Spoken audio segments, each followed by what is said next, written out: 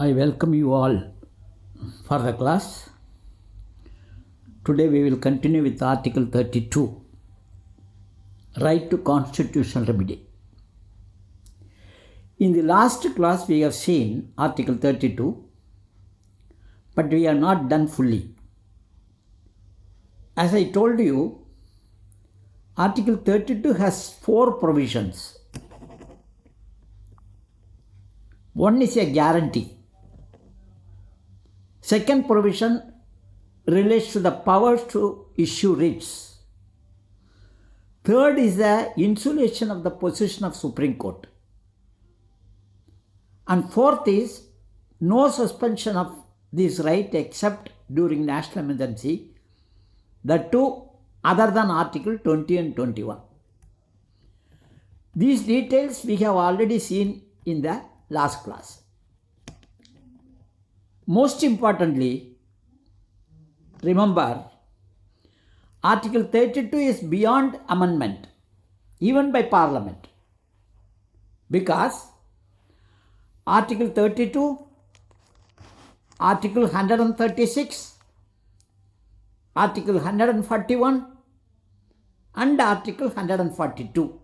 What are they? Number 1, Article 32, Article 136, Article 141 and Article 142 have been declared as basic structure by the Supreme Court in Delhi Judicial Service Association case of 1991. So, remember, Article 31 is beyond the amending powers of the Parliament. As per the Kesavananda Bharati versus State of Kerala, in which the basic structure theory has been propounded. This I have explained in the earlier class. In nutshell, Supreme Court is the defender and guarantor of the fundamental rights. It enjoys original jurisdiction, though not exclusive, over fundamental rights. Why we say original? Because any aggrieved person, any person affected, can directly go to the Supreme Court and not necessarily by way of appeal. I told you the powers are not exclusive. Why? This is because the High Court also exercised these powers of issue of writs under Article 226. But remember, the powers of the High Court are discretionary. The other point you should understand is that Supreme Court can exercise the powers under Article 32 only for enforcing the fundamental rights, but not for enforcing constitutional or statutory or other rights. In this regard, you should also remember that the powers of High Court under Article 226 is though discretionary, the writ can be issued not only for enforcing fundamental rights, but also for enforcing constitutional, statutory and other rights. See the difference between the High Court and the Supreme Court. Supreme Court can issue only for enforcing fundamental rights. On the other hand, High Court can issue the writs not only for enforcing fundamental rights, but also for enforcing statutory, constitutional rights. But High Court powers are discretionary. Supreme Court is mandatory. Supreme Court cannot say no. The writ jurisdiction of the High Court is confined only to the territorial jurisdiction. What do you mean by territorial jurisdiction? For example, Madras High Court can issue orders only to Tamil Nadu and Puducherry. So also Kerala High Court can issue orders only with regard to Kerala and Lakshadweep. On the other hand, the Supreme Court has jurisdiction over the entire territory of India. Remember. So the jurisdiction wise, the jurisdiction of the Supreme Court is wider. Jurisdiction of the High Court is narrower. Remember. Next point is prima facie, for entertaining a petition under Article 32 of the Constitution, there should be a clear violation of fundamental right.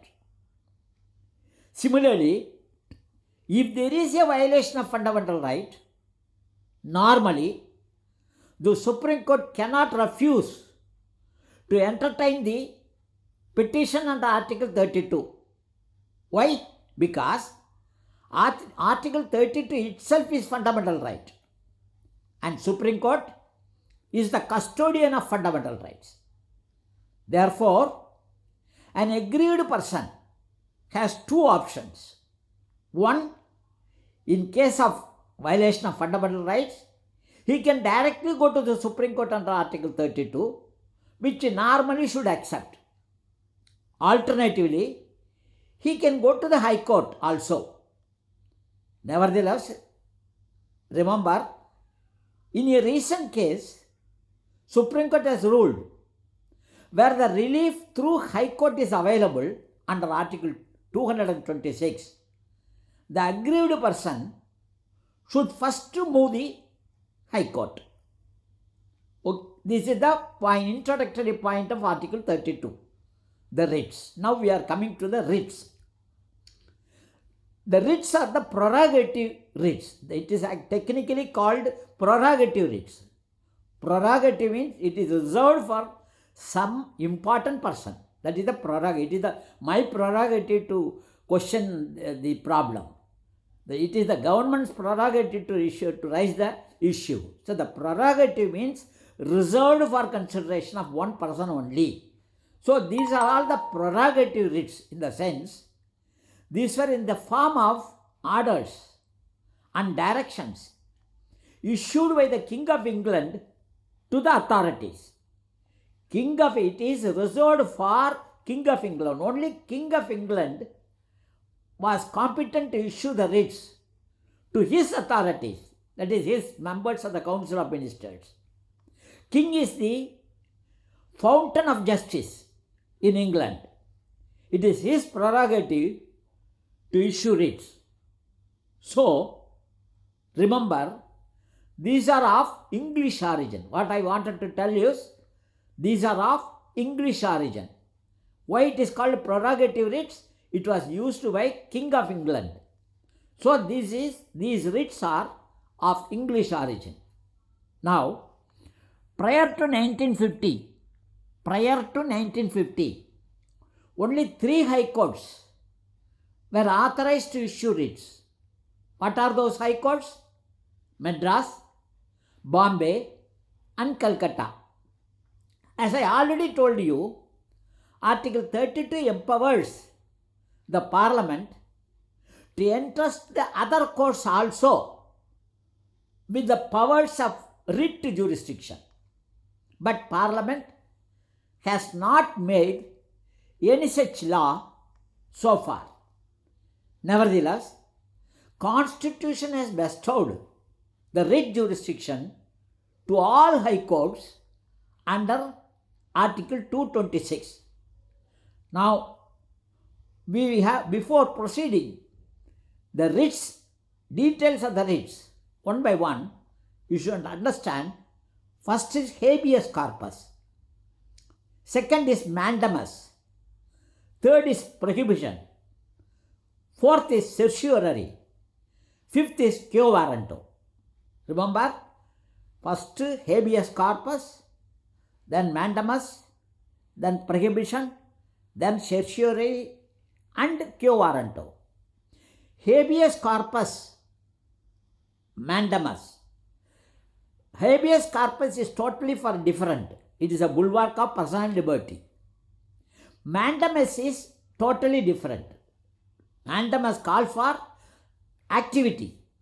Prohibition calls for inactivity. These differences are there among the 5 types of writs. One is habeas corpus, second is mandamus, third is prohibition, fourth is certiorari, and fifth is quo warranto. The details we will see in the next class. Thank you.